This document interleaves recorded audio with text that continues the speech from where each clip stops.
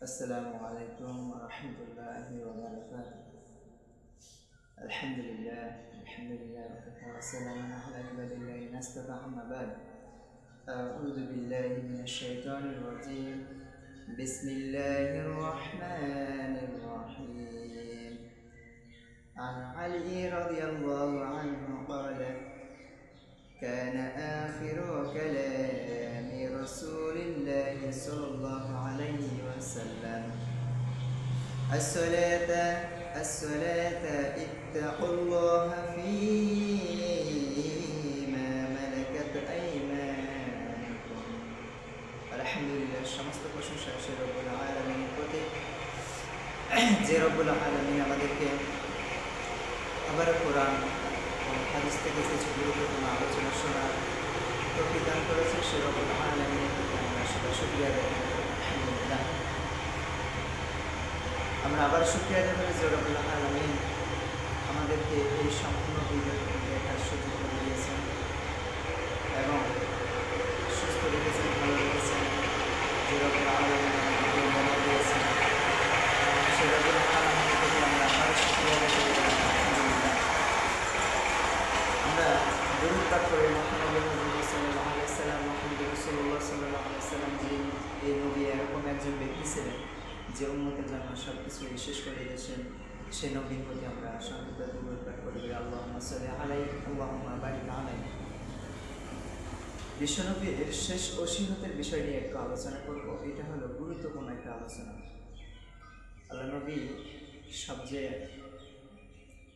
শেষ পর্যায়ে যে ওসিয়ত দিয়ে গেছেন, যে নবীজি আমাদের যে কথাগুলো বলে গেছেন, সেই বিষয়টুকু হাদিস থেকে আমরা আলোচনা শুনবো। আল্লাহ নবীজি কী শেষ ওসিয়ত বলে গেছেন এবং কি শেষ ওনার ওসিয়ত ছিল কি, এবং কি বিষয় নিয়ে নবীজি আলোচনা করছেন, সেই বিষয়টুকু নিয়ে আমরা আজকে আলোচনা শুনবো। ইনশাআল্লাহ আল্লাহ তাআলা আমাদেরকে শোনার এবং বোঝার তৌফিক দান করে সবাই আমিন। রাসূল সাল্লাল্লাহু আলাইহি ওয়াসাল্লামের এই শেষ ওসিয়ত ছিল নামাজের বিষয় নিয়ে, নামাজের ব্যাপারে। আল্লাহ নবীজি শেষ পর্যায়ে যখন ইন্তিকাল করবেন, তো শেষ পর্যায়ে আল্লাহ নবীজি একটা গুরুত্বপূর্ণ কথা বলে গেছেন, সেটা হলো সালাত, যেটা আমরা আজকে অবহেলা করি। যে সালাত আমাদের কাছে আজকে অবহেলিকৃতভাবে একটা সময় নষ্ট করার মতন একটা সময় চলতেছে। তো এই আল্লাহ নবীজি শেষ ওসিয়তটুকুই, এই কথাটুকুই বলে গেছেন যে তোমরা সালাত আদায় করো। তো সালাত আদায় করার পর একটা গুরুত্বপূর্ণ হাদিস আমরা এটা পেশ করব এবং এই আলোচনা এই হাদিস থেকে শুনবো। ইনশাআল্লাহ আল্লাহ তাআলা আমাদেরকে বুঝার তৌফিক দান করে সবাই আমিন। عن علي رضي الله عنه قال: كان آخر كلام رسول الله صلى الله عليه وسلم: الصلاة اتقوا الله فيما ملكت أيمانكم. নবীজি বলেন, হযরত আলী রাদিয়াল্লাহু থেকে বর্ণিত, তিনি বলেন রাসূল সাল্লাল্লাহু আলাইহি ওয়াসাল্লাম এর শেষ ওসিয়ত ছিল নামাজ। নবীজি শেষ ওসিয়তটুকুই করে গেছেন নামাজ। অর্থাৎ তোমরা নামাজের পাবন্দী হও। আল্লাহ নবীজি বলছে, তোমরা হে উম্মতরা, তোমরা সালাতের দিকে আগ্রহ বেশি বেশি বৃদ্ধি করো এবং সালাতটুকু তোমরা বেশি বেশি করে আদায় করো। কেননা সালাত তোমাদের কাল কিয়ামতের ময়দানে এমন একটা অস্ত্র হিসাবে দাঁড়াবে, যেটুকু প্রত্যেক আদম সন্তানকে এই নামাজ তাকে রিহাই করতে পারে এবং কি জাহান্নাম থেকে রক্ষা করতে পারে। এজন্য আল্লাহ নবী যে শেষ পর্যায়ে যখন মৃত্যুর দিকে চলে যাবেন, যখন শেষ দিকে চলে যাবেন, তখন আল্লাহ নবী যে এই কথাটুকু বলে গেছেন যে হে উম্মতরা, তোমরা সালাত আদায় করো, সালাত ছেড়ে দিও না, নামাজ ছেড়ে দিও না। তো আমাদের আজকে বর্তমানের অবস্থা যদি বলতে যাই, যে আমরা কঠিন খারাপ পর্যায়ে ব্যবস্থার মধ্যে পড়ে আছি। আমরা আমাদের সময়টুকু যেভাবে নষ্ট করতেছি, ব্যয় করতেছি, কিন্তু আমরা সালাতের দিকে সেটুকু সময় দিচ্ছি না। কিন্তু আল্লাহ নবীজি এটা বলে গেলেন, কত গুরুত্বপূর্ণ একটা কথা, যে তোমরা সালাত আদায় করো, সালাত ছেড়ে দেন, নামাজ ছেড়ে দেন। তো এক একটা মানুষের যে অবস্থা, যে আমরা আমাদের সময়টুকু বিনা কাজে আমরা নষ্ট করতেছি, ব্যয় করতেছি, কিন্তু আমরা নামাজের দিকে আগ্রহী হচ্ছি না, সালাত আদায় করছি না, তাহলে কিন্তু আমরা পথভ্রষ্ট পাবো এবং ধ্বংসের দিকে চলে যাবো। তো এই হাদিসটুকু একটু গুরুত্বপূর্ণ হাদিস। সুনানে আবু দাউদের 5158 নম্বর হাদিস। স্পষ্টভাবে আল্লাহ নবীজি বললেন তোমরা সালাত আদায় করো। তো সালাতে আমি যদি কিছু গুরুত্বপূর্ণ কথা বলি, সমাজ দিনী ভাই ও বোনেরা, আমি আপনাদেরকে এই জিনিসটা বোঝানোর চেষ্টা করতেছি যে আমাদের সময়টুকু, জাস্ট আমাদের সময়টুকু আমরা কোন কাজে ব্যয় করছি এটুকু একটু লক্ষ্য রাখা দরকার। যেটা আল্লাহ নবী যে আমাদের শেষ ওসিয়তটুকু করে গেছেন, উম্মতরা তুমি সালাত আদায় করো, নামাজ আদায় করো, নামাজ ছেড়ে দেওয়া। তো আমাদের কি এখনও কি নামাজ পড়ার বয়স হয়নি? এখনও কি আমরা সালাত আদায় করার বয়স হয়নি? হ্যাঁ, আমরা এটুকুই চিন্তা ভাবনা করছি। আমাদের সময়টুকু আমরা ধরে নিই, এক দিক থেকে আমরা দুনিয়ার লোকের উপর পড়ে আছি, দ্বিতীয়ত হলো আমরা আমাদের সময়টুকু বিনা কাজে অকাজে নষ্ট করে দিচ্ছি। কিন্তু সময় কারোর জন্য অপেক্ষা করে না, বসে থাকে না, এটা কিন্তু আমরা সবাই জানি বুঝি। তো আমি যদি বলি যে একটা মানুষ ধরেন তার সালাত ফরজ হয়ে গেছে পরিপূর্ণভাবে 11 থেকে 12 বছরের মধ্যে কমপ্লিট খরচ হয়ে গেছে। তো একটা মানুষ 30 বছর দুনিয়াতে বাঁচল, সে 30টা বছর কিছু সালাত তার খরচ হয়নি। তো এটা আফসোসের একটা বিষয়। একটা মানুষ 30 বছর দুনিয়াতে বাঁচার পরও 30টা বছর সে এদিক 12 বছর বাদ হয়ে এদিকে 18 বছর সে দুনিয়াতে বেঁচে থাকার পরে আল্লাহর ইবাদত করে না, নামাজ আদায় করে না, সালাত আদায় করে না। এটা কত একটা মানে লাঞ্ছিত একটা কথা। তবে আমাদের সময়টুকু আমরা এভাবে নষ্ট করতেছি। ধরেন যে দোকানপাটিতে সময় দিচ্ছি, হাট বাজারে সময় দিচ্ছি, খেলাধুলাতে সময় দিচ্ছি, কে মোবাইলে সময় দিচ্ছি, টিকটক, ইউটিউব এবং কি ফ্রি ফায়ার, এই যে বর্তমানে জামানার যে পরিস্থিতিগুলো হয়েছে সেগুলোতে আমরা ব্যয় করছি। সম্মানিত দিনে ভাই, আমি আপনাদেরকে বলতে চাই কথাটুকু যে আমাদের সময়টুকু আমরা আমাদের ভালো কাজে ব্যয় করতে হবে।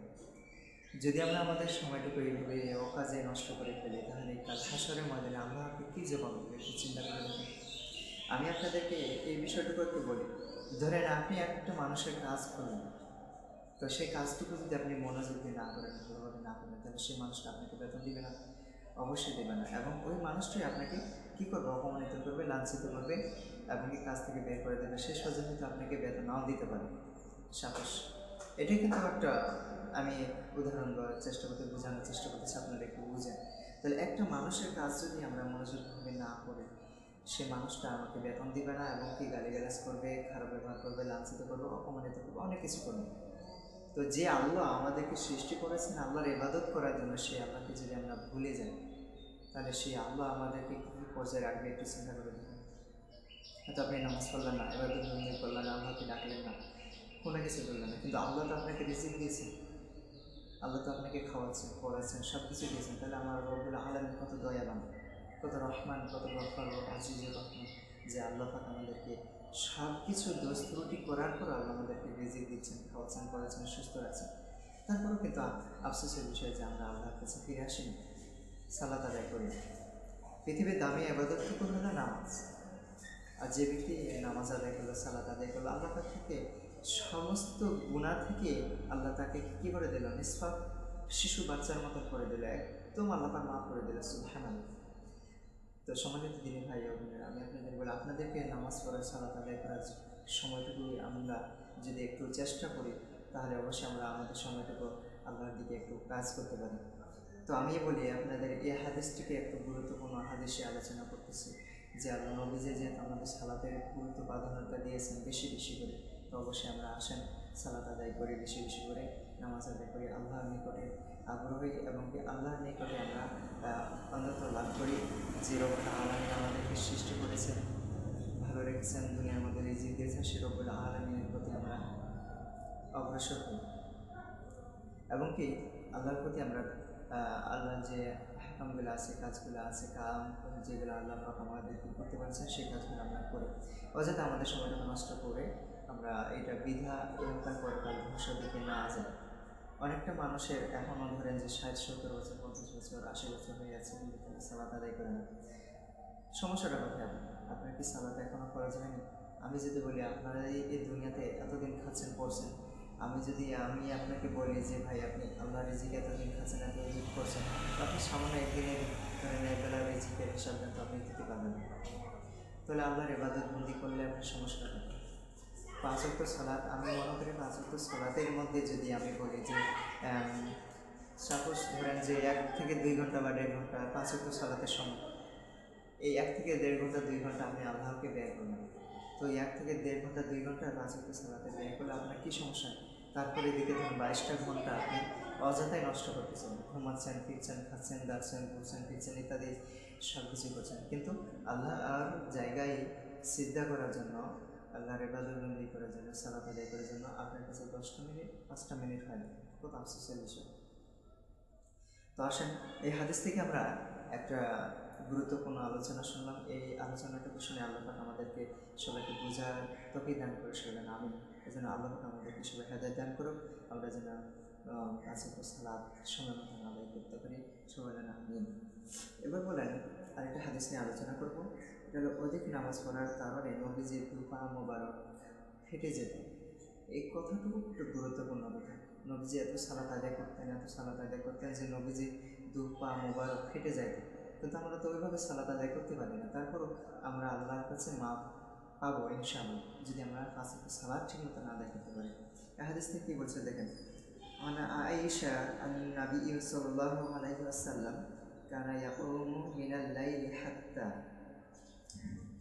তাতাফাত্তারা قدماه فقالت عائشة لما تصنع هذا يا رسول الله فقد غفر الله لك ما تقدم من ذنبك وما تأخر قال أفلا أحب أن أكون عبدا شكورا। হযরত আয়েশা রাদিয়াল্লাহু থেকে বর্ণিত, নবী করিম সাল্লাল্লাহু আলাইহি ওয়াসাল্লাম এত বেশি কিয়ামুল লাইল তথা তাহাজ্জুদের নামাজ পড়তেন যে তার দু পা ফেটে যেত। আল্লাহ নবীজি এত বেশি কিয়ামুল করতেন যে লাইল তথা তাহাজ্জুদের সালাত আদায় করতেন যে নবীজির দু পা ফেটে যেত। তো আমরা তো তাহাজ্জুদের নামাজ তো দূরের কথা, আমরা পাঁচ ওয়াক্ত সালাতেই আদায় করি না। আমরা নিজেদের ভিতরে একটু লজ্জা বোধ থাকা দরকার। তো তখন আয়েশা রাদিয়াল্লাহু তাআলা বলেন, ইয়া রাসূলুল্লাহ, আল্লাহ তাআলা তো আপনার অগ্রহ পশ্চাৎপর এর যাবতীয় গুনাহ ক্ষমা করে দিয়েছেন, তারপর কেন এত কষ্ট করছেন? তিনি বললেন, দেখেন, আয়েশা বললেন যে ইয়া রাসূলুল্লাহ, আল্লাহ তাআলা তো আপনার অগ্রহ পশ্চাৎপর যাবতীয় গুনাহ আল্লাহ পাক কী করে দিয়েছেন? ক্ষমা করেছেন, তারপরও কেন এত কষ্ট করেছেন? আয়েশা রাদিয়াল্লাহু তাআলা আনহা বললেন। তো তিনি বলেন, নবীজি বললেন যে তিনি বললেন, আমি কি আল্লাহর কৃতজ্ঞ বান্দা হতে পছন্দ করব না? সুবহানাল্লাহ। নবীজি নিষ্পাপ একজন ব্যক্তি হওয়ার পরও এত কষ্ট করছেন। আমরা তো কত গুনাহগার, কত গুনাহ করি। আল্লাহ জানে ভালো হচ্ছে আমরা কাল হাসরের ময়দানে আল্লাহকে কী জবাব দেব। তো আল্লাহ নবীজি বললেন যে আমি কি আল্লাহর কৃতজ্ঞ বান্দা হতে পছন্দ করব না? নবীজি যদি এই কথাটুকু বলে যে আল্লাহর কৃতজ্ঞ বান্দা হতে আমি পছন্দ করবো না, সেক্ষেত্রে কিন্তু আমাদের এই কাজটুকু করা দরকার। আমরা বেশি বেশি করে সালাত আদায় করা দরকার। মানে বেশি বেশি করে সালাত আদায় করলে আল্লাহ মাগফিরাত লাভ করতে পারবে, আল্লাহর কৃতজ্ঞ একজন খাস বান্দা হতে পারবে। আফসোসের বিষয়, সম্মানিত দিদিন ভাইরা, আমরা পাঁচ ওয়াক্ত সালাতে যেরকম আদায় করি না, তাহাজ্জুদের নামাজ তো দূরের কথা। বেশি কেমন যদি আমরা একটু ধরে যে ইমাম সাহেব একটু বেশি কেরাত লম্বা করছে, তাহলে তো তারপরের দিন তার চাকরি নেই, এমন অবস্থা। তো আল্লাহ নবীজি এত কেমন করতেন যে আল্লাহ নবীজি দু পা ফেটে যেত তাহাজ্জুদের নামাজ সালাত আদায় করার কারণে। সুবহানাল্লাহ। আল্লাহ পাক আমাদেরকে এগুলো বিষয় কখন বুঝতেন তো? হেদায়েতের মালিক আল্লাহ, এটা ঠিক, কিন্তু আমরা হেদায়েত পাওয়ার জন্য আল্লাহর কাছে আসি না। আমাদের স্বার্থ লোভের জন্য যখন আমরা কোনো বিপদমুখী হই, তখন আল্লাহকে আমরা ডাকাডাকি করি। যখন আমাদের স্বার্থ পূরণ হয়ে যায়, তখন আমরা আবার আল্লাহকে ভুলে যাই। সম্মানিত দিনে ভাই, এত নফরমানি কাজ আমরা করাটা আমাদের জন্য ঠিক না। তো আসেন আমরা আল্লাহর কাছে ফিরে আসি, ঠিক মতন সালাত আদায় করি এবং পাঁচ ওয়াক্ত সালাত আমরা সময় মতন আদায় করবো, বেশি বেশি করে নামাজ আদায় করবো এবং তাহাজ্জুদে নামাজও পড়বো।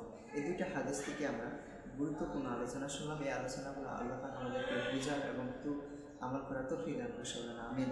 হাদিস নামটুকু আমি বলি, তিরমিজিতে আছে, বুখারীতেও আছে, মুসলিম হাদিসও আছে। বুখারীর হাদিস হলো 4837, 1130 নম্বর হাদিস। বুখারীর হাদিসগুলোতে আছে, মুসলিমও আছে। তো হাদিস নাম্বারগুলো আমি বলে দিই, যাদের কোনো সমস্যা থাকে এগুলো জানা যাচাই করবে। তবে অবশ্যই আমি আপনাদেরকে এই কথাটুকু বলতে চাই, বলতে চাচ্ছি এই কারণে যে আমরা আমাদের সময়টুকু অযথা নষ্ট না করে আমরা অবশ্যই আমাদের সময়টুকু আল্লাহর দিকে একটু সময় দেওয়ার চেষ্টা করবো। ইনশাআল্লাহ আল্লাহ আমাদেরকে বুঝে তৌফিক দান করছে। আমি দুইটা হাদিস থেকে আলোচনা করছি। শেষ ওসিয়ত নবীজির হলো বেশি বেশি করে সালাত আদায় করার জন্য, আর নবীজি অধিক নামাজ পড়ার কারণে তার দু পা ফেটে, মোবারক পা ফেটে যেত। এই বিষয়টুকু নিয়ে আলোচনা করছে। আল্লাহ আমাদেরকে সম্পূর্ণ বিষয়টুকু বোঝার এবং আমল করার তৌফিক দান করার সেজন্য আমি আজকে এটুকু আমরা সম্পূর্ণ ভিডিওটুকু দেখব। দেখার পরে আমরা একটু বোঝার চেষ্টা করবো। আল্লাহ আমাদের যেন এখান থেকে কিছু জ্ঞান শিকার এবং বোঝার তৌফিক দান করার সেজন্য আমি সুবহানাকাল্লাহুম্মা ওয়া বিহামদিকা আশহাদু আল্লা ইলাহা ইল্লা আনতা আস্তাগফিরুকা ওয়া আতুবু ইলাইক।